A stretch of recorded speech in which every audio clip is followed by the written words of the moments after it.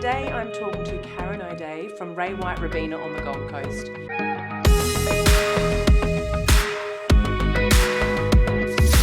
Karyn's been in the industry for 16 years, 13 of those have been with the Ray White Company, and she has had consistent career growth and made really strong investment decisions in her business. Well, thank you so much for joining me, Karyn. Thank you for having me.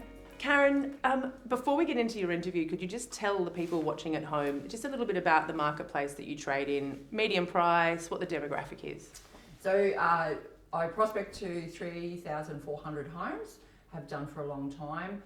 Demographic, families, a lot of families with little kids or people that have been there for a very long time. So they've been there for 25 to 30 years. So they're normally the grandparents of the other families. So, yeah. Medium house price around the million to 1.1 now. Yep. So it's increased like everywhere. Yep. But yeah, and great area, big community, like lots of sports going on within the community, but you can definitely feel the community between grandparents and grandkids and anything that goes with that. Yep. And you, last year, how many transactions did your team conduct? I don't know the answer to that. Can I the number? It's about, I think you were somewhere in the realm of 70 to 80, weren't you? Yeah, it was 71 Yep. transactions. Okay. 71 around the 70s. Yeah, okay, 70s. Fantastic. So 16 years you've been in the industry. Mm-hmm. So when you started, why did you get into real estate? What were you doing at that point? So people, I love people, like a chat. And I was a estate manager for hair and beauty salons throughout the department stores of David Jones and Meyer. Wow.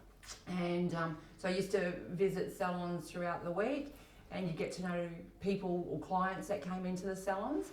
And there was one lady that owned a real estate office, and I was interested in real estate, not to go into the field, but just in general for myself. And I always used to ask her, what's going on, how's the market? And she used to keep saying, come and work for me, come and work for me. Never thought I would do it, and one day I took the plunge and did it, and it was the best thing I did. And so where did you start? You started in a small independent business? I did, just for a couple of months, to be honest, probably about 8 months in total. I was the babysitter of the office. They just wanted to play golf and they wanted someone to sit in the office. And I knew very quickly that I wasn't going to grow too quick or go too far if I stayed there. And they were nice people. So I chose a bigger brand. And worked there for 3 years. Loved it, absolutely loved it. And then I was introduced to Ray White. I'll be honest, I was quite intimidated by Ray White. I thought it was too scary. They were the big boys and could not even imagine myself being part of that.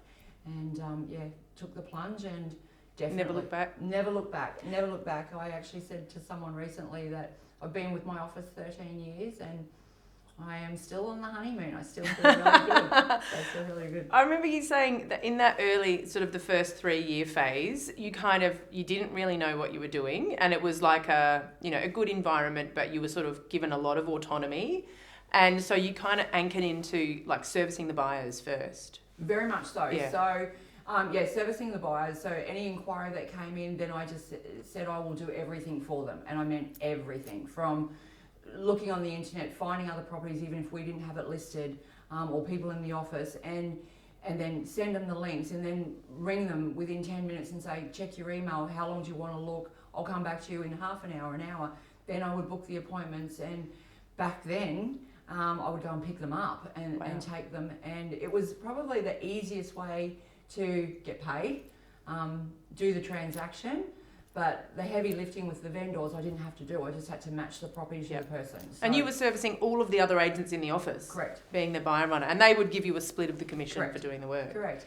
And it used to be 60-40 split without question. So, wow. So you did okay. And the more buyers you ran, the more money you made, and it was really easy. But the trick was, those people that were buyers turned into my sellers. Yeah, so that's how you built your database initially. Yes. As people moved into the area, they became locals, geodata, and you maintained those relationships. And I did the magic 50s around them. Yeah. So I still learned along the way of, how can I bite off a little bit to make it long-term game. Yeah. And so if I matched a buyer to a property, they became my property owner, but then I would go and tell the neighbours about it. And then, it just grew. So it was very easy. Yep. But I didn't have the scary bit, I had to do vendor reports, have the communication, all the scary stuff that everyone has fear of at the beginning. Yeah. And so, there came that point where you mentioned you had been intimidated by the Ray White business. Very much so. What made you move? I guess who you hang out with, and I guess they hear you on a day-to-day basis and hear you on the phone. And I've had many people tell me over the years, imagine if you had good training. You're so good now, wasn't as good as I can be, but they just kept saying, imagine if you had good training, and eventually a friend of mine, he actually came from a Ray White background. He called someone, I don't know if you want me to say, but Justin Marsden, who were the best officers on the coast. He gave us a list of 3, and I went and saw 2 out of 3, couldn't get hold of the third, which was interesting. And I had a meeting with my now principal and then principal, and honestly, I got frightened. It was too good to be true. Right. And withdrew and went, no. You thought he was telling some fibs about how good it is. I just thought it was too good to be true. He was too nice. He had too much structure. Seemed easy to get along with, and he seemed invested in me. Yeah. So I thought, that can't be right. Can't be. Yeah. So withdrew, and he definitely put me on his pipeline. And he listed you at some point later, yeah. Okay. Yeah, so it's probably, look, I don't really remember the timeline, but maybe another 8 to 12 months, even maybe a little bit more than 12 months. Right. And then I did come over, and instantly. And that was, what was when you moved into the business, there was almost immediately, there was encouragement for you to invest in your business? Straight away, it was spoken about, whether it was in the weekly sales meeting, whether it was in just the general chit-chatter, in the, the corridor kind of thing. It was just part of their norm. Yeah. So you didn't escape hearing it, let alone, it wasn't pushed, it was encouraged, but it was the environment. It was just a normal. Yeah. So, my principal said you should put someone on, and again, I was, that's not me, that's not what I'm here to do, I'm just here to do me. And then we just opened that door, and again, instant. Like everything I've been introduced to and then done, it was instant. Wow. Like instant. So that first person was a part-time contractor working in an administrative function in your business. Yes. Yep. Yes. So there was, it was easy to say yes to putting this person on without, I'm not a payroll person. So it was an ABN. She invoiced me for the hours she did. If we got quiet, I had that comfort of, well, maybe I could say to her, don't come in tomorrow. Yeah. Didn't happen. Yeah. It didn't happen at all. Yeah.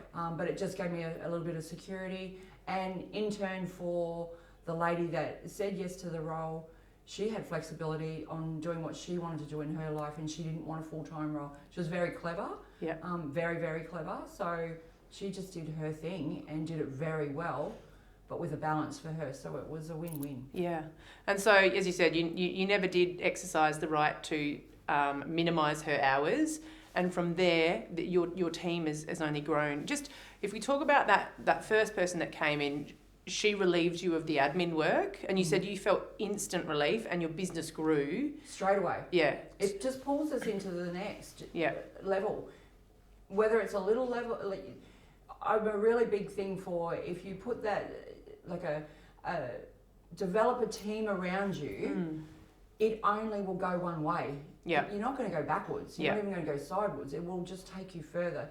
So she did, obviously, what do most people think administration is contracts, Form 6. That's what the office provides. So what did she do for me? Just made everything that we did better. So from emails, sitting on my emails when I was out and on the road, so we were answering our clients immediately. Yeah. The customer experience just went up. Yeah. And then from follow-up, whether it was a text message to the database to give them an update of what happened if we didn't get them on the phone, it was just instant. Yeah. So the return on that was people appreciated it, and then we stood out. Yeah. We stood out, and then down to anniversaries, my attention to detail is a lot, but why. I like it, and I like people, and I like surprising people, lifting the customer service to a level that they don't expect, but continue to lift it. Yeah. So each year, our customer experience should be better than last year. Yeah. And it's easy to do it because I've got someone that's helping me track it, monitor it, and make sure it gets into place, and that's administration. Yeah. So and you've said to me in the past that anything that you have brought into your business, like you just want to maintain it to a consistent, like you don't want to do something for a while and then drop it off and then try something else. And you've always had a really strong focus on customer service, which possibly comes from your former career and just who you are as a person. Absolutely. Relating to people. So your team grew over the years, but I think it'd be interesting to talk about what is your business model in terms of the way you market yourself to your community and your touch points with your clients. There's a lot. And there is a lot. And this is where I need support. Like, I need people that are like in their role that they're really good at. We're building a super team around each of us. Like, I'm really good at some things and other things I'm not, but I know they need to be done as they are. So if I can give them a role that they've said yes to, so they're really good at that because they enjoy that and they get pleasure out of what they do, then it only can get better for all of us. Yeah. So they help lift the load. So apologies, your question was? All the touch points that you're marketing yourself into the community and all the touch points that you give your customers and your potential customers in your database. So the touch points are, as soon as we meet a property owner, we put them into Vault and we add an action plan. And whether that's a quarterly call with a monthly market update, then we'll add an anniversary, and then we'll do a Christmas. So that's 17 touches a year. For every person who is living in your suburb. Every single person. Then I'm in their letterboxes every single week. Every week. Wow. So what's on the DL drop that you put in the just listed and just sold. Yep. And then once a month we'll do a market, like a booklet. So then I'll put community things in that, so the kids love seeing their faces in the photos and things like that. We'll do little surprises right in the middle of the book. We'll do a lucky letterbox. Okay. So if they spot. So you have a photo of someone's letterbox, and what do they win? We try and change it. So whether it's movies, whether it's a teppanyaki voucher, whether it's just a gift box, we change a lot. So I've got one of the girls in my team. She absolutely loves that side of it. Yep. So she creates, and if they've got kids, she'll go down to even putting their names on their shirts and things. We really tailor, and attention to detail is huge. Yeah. But that's because that's their love. They enjoy creating. Yeah. It's 17 touches a year.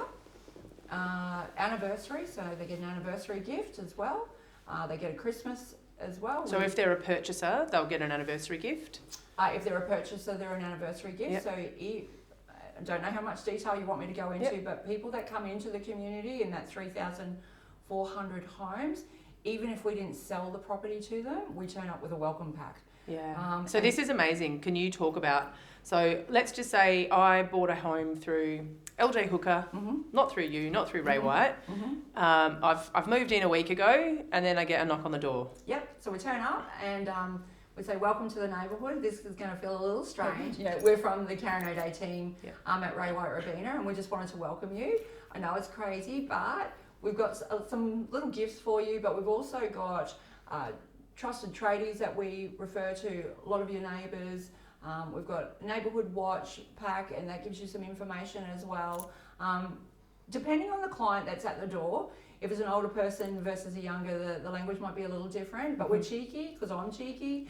We'll say, we apologise in advance, we'll be in your letterbox every week, but you see our signboards around. If you've got kids, we're down at the soccer club. If they're older, we're part of the bowls club as well. So it's just more of a welcome. Yeah. And how does that go? Like, they're shocked, but they're delighted, and they're smiling, and they're happy, and they feel good. It's a good thing.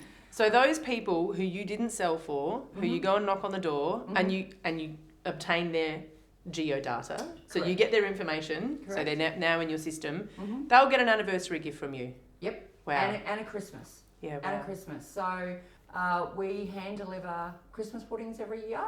When I started, it was 300. We're up to 1,109 Christmas puddings. Wow. So they get that as well. So, Wow. but they do see me around, and Yeah. you know, they do see our signs, and they do see, you know, the branding on my car, and Yeah. so it's kind of nice that they can come up to me and say hi. You know, we don't remember everyone, so I just welcome everyone the same, but it's nice. Yeah. It's a nice way to be in the community. Wow. And how many years have you been doing that for? I've been Ray White Rabina for 13 years, probably 10. Wow. Mm. Wow. It keeps growing though, so it's scaring me. Yeah. Well, especially the Christmas puddings. yes. Absolutely scaring me because it's hot. Yeah. The Christmas puddings take us now a good 9 days full time. Wow. From start to finish. We've pushed back into the last week of November now because of time. But last week of November, every single day, there's 2 cars going out with 4 of us in there, and it's huge. I bet. And that would be so welcome. Like the customers would absolutely love it. Do they expect it now? Yes. Yes. I didn't buy a Christmas pudding, Karyn, because I knew that yours was coming. Yes. And it's actually funny. The older people will ring me and say, "Where's my pudding?" I say, "I haven't got to your street yet. I'm coming." But you can't stop now. No. And out of 1,100 puddings being delivered, I would definitely get a couple of hundred messages back. Yeah, that's so good. Yeah, so it's really nice. And people thank me through the year when they see me. Yeah. Can't believe you still do it. Actually, it is a Macca thing. It was one of his trainings, and he said it was something to do with Christmas, and when they put that on the Christmas table, they then say, "Guess who gave us this?" Yeah.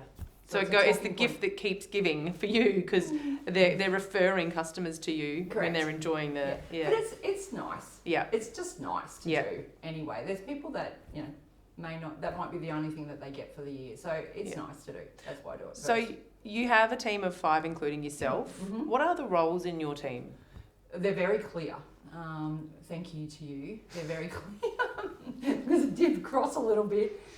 No, we're very clear, and why you become more efficient by being clear, and it allows each and every one of us to do what we love to do the best we can do. So, you know, being clear is more power to you, you know, and then it allows us to grow and be better at what we're doing and what we're employed to do, etc., etc. So the administration, it is all that attention to detail. Everything. They're in your emails. They're doing, you know, anything that, like you say, keeps that business running while you're out in the community in front of customers. It just doesn't stop. Yeah. It doesn't stop, but it's all about the customer first. So the customer experience is why we all do everything we do. But if we can do it well, everyone's happier, including us, because we feel like we've achieved. Yeah. And we know that we've responded correctly, and if there is anything that's not going well, we can respond again quickly.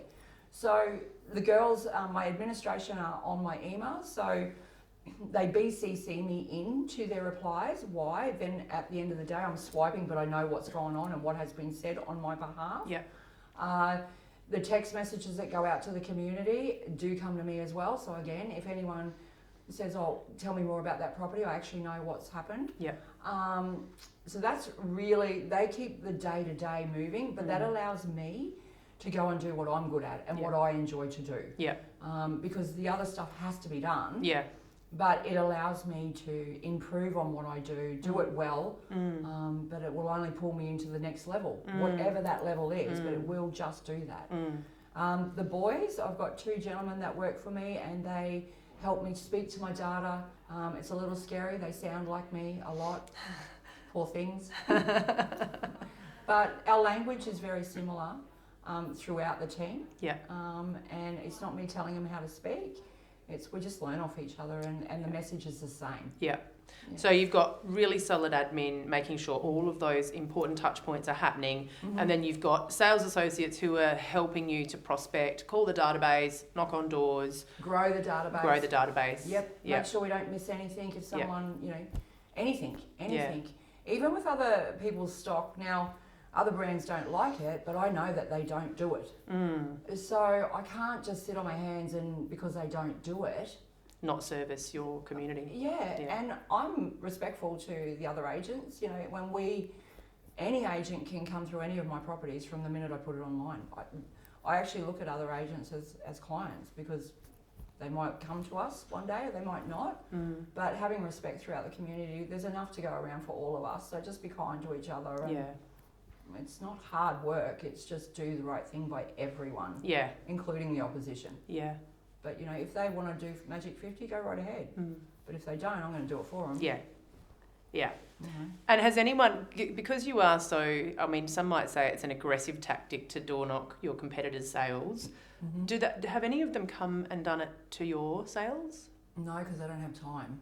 They don't get there quick enough. Right. Because our Magic 50s are 4 touches. Yeah. So the week before we put something on the market, we door knock and tell them that they're going to notice a photography car in the street or a drone in the air, and we just thought we'd give you a courtesy knock to let you know that someone in your street or in your neighbourhood is doing that. That is going to market, sorry.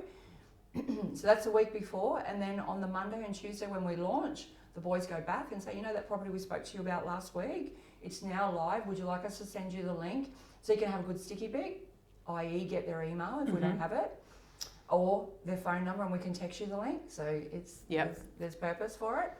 And then I always do an open home in week 1, or most weeks, but week 1 on a Thursday.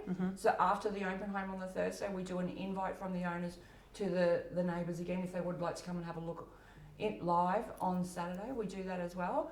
And then hopefully the following week or the following weeks, we will be able to knock again with the result. Fantastic. Yeah, so that's 4 touches to your neighbours. Wow. Now, when it's another person's property, obviously we can't do it in that much detail, but we do allow our community to know that we are doing a customer care program. We're not claiming that we don't have that property for sale. We just say, look, part of our customer care program is to keep the community up to date with what's going on. And you would have noticed XYZ Real Estate has just listed that property. We can't wait to see who moves into our area. Yeah. We'll let you know what we know. Yeah.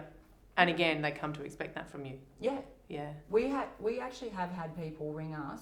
Well, I get people ring me. Do you know what that one sold for? And they know it's not mine. Yeah. Because you're the heartbeat of the community. You are real estate in Robina. Yeah. And you know, you mentioned 17 touch points a year. That's outside of these just sold notifications. Correct. So many people are probably hearing from you 30 plus times a year. They are. They definitely are. Yeah. And don't get me wrong. Something that I heard yesterday in the conference was, don't be picky with who you call and who you don't call. They'll soon tell you if they don't want to hear from you. And then I never stop. There was a word yesterday, what should we stop? I probably don't do that enough, but then we'll tailor it. Yeah. So again, attention to detail. So anything that we do, we put a blanket over everyone, but then it's our responsibility as a team to feel the tone of each person. So if it's an older person, and they love to chat, well, they'll probably get more communication from us. If it's a professional couple that really don't want to hear from us, but they're happy to hear from the text, well, we should note that. Yeah. And respect what they want, or ask them what they want. Like even within my subject line of my emails, it's update from Karyn O'Dea Ray White or Karyn O'Dea Ray White touching base. Why? If they're going to delete the email and not read it, they're going to think of my name before they do that. Yeah. And that's a response from someone saying to me, goodness me, you email me all the time. And I said, I can stop. He goes, no.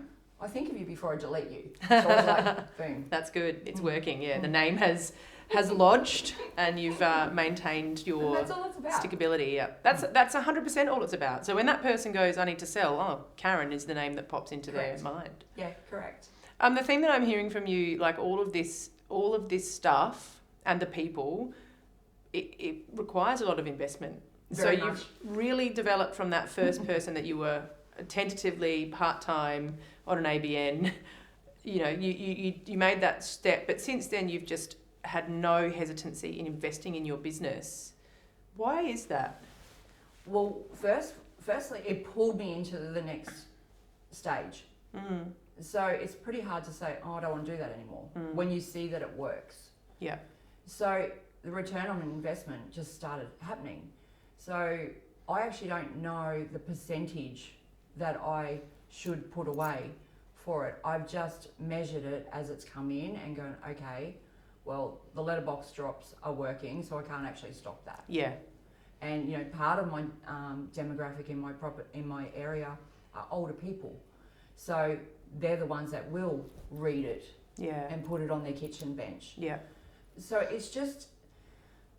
it's a layer, and then we've just grown the layers, and then I feel the return. So, you know, I can't tell you how many out of 1,100 puddings, how many people are going to sell with me, but I can't say, well, you're not going to sell, so you don't get a pudding. Yeah.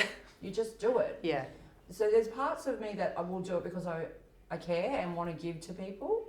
Sure, I want to have a return, but it really is not all about the return, because it will come anyway. And those puddings are probably one sale, right? Oh, easy. Yeah. Easy.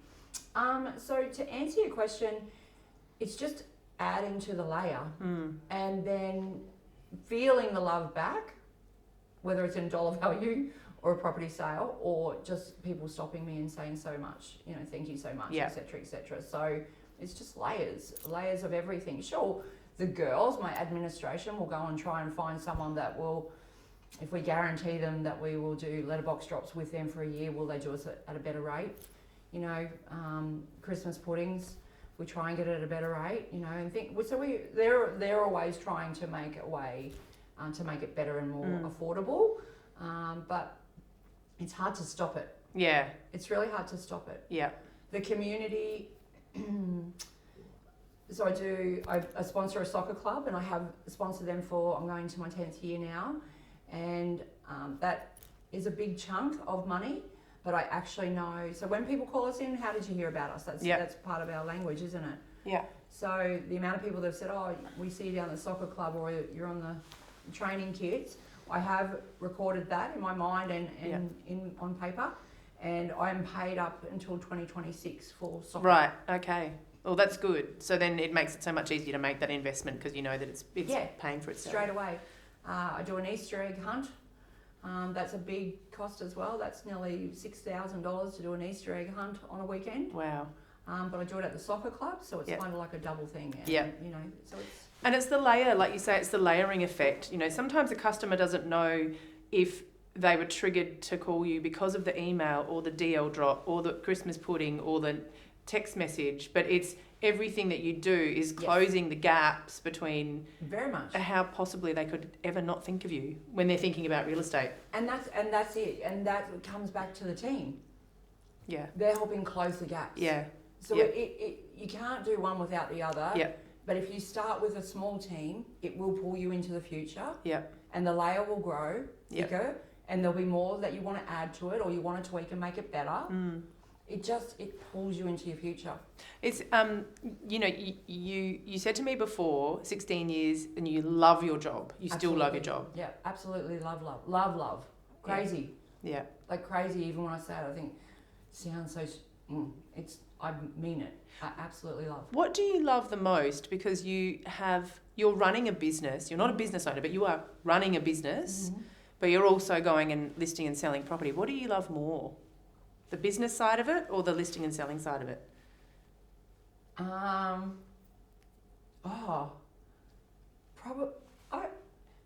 Probably both. Why? Because it's just the people. Yeah. I don't want to sound like the typical person sitting here saying, It's the people though. Yeah. Like my team, we have so many laughs. Yeah. It's hilarious. It's a really good vibe. Yeah. Then you go into people's home. It's a really good vibe because everyone's different. Everyone's circumstance is different. Everyone's property is different. How cool. Like every day is different. So it's the people that make that though. Yeah. Yeah. So I actually don't know. You can't separate it. Yeah. I can't. Yeah, I can't awesome. because it's different. Yeah. Every person, every conversation, every drama is different. Yeah. That's what keeps it interesting, right? No 2 days are the same. Correct. You know, even the drama, we might roll our eyes and go, oh, that was the worst. But if we can wrap it up sooner than later, then we've done our job and we can go, done. And it was a good learning. Correct. Yeah, for the future. Yeah. If you were to give your, young self starting out in real estate some advice, what would that be? don't waste time. Okay. Don't waste time. Bite down. Okay. Just bite down and go hard. And lean on, like I still lean on Ray White. Yeah. Like I'm still learning. People say you run a successful business. I actually don't feel like I do. It's mad, but Wow. I still know there's so much I can do better. Yeah. I still know there's a lot of holes in my business. So I lean on Ray White. I lean on my principal. I lean on the trainers. You know, I have spoken to a couple of people about what has been put in front of me. And one thing that I will compliment the trainers in Ray White is you figure out our style. So you could throw everything at us and tell us to do it this way, but you're figuring out my way to do it, but you're still getting your message through. Yeah. And that's what I appreciate. And I've said to a few people that I've met over the last 24 hours, tell them to drip feed if that's what you need to just improve a little bit. Yeah. You know, because it is scary sitting in these big conferences and having people up on stage and think, oh, they just do everything. They just must do it way better than I'll ever be able to. Yeah. But if we get drip fed just a little bit to improve, you will be pulled into your future. Yeah, amazing. Karyn, thank you so much for talking to me today. It's been an absolute pleasure and I really thank you for all your insights. Thank you for having me.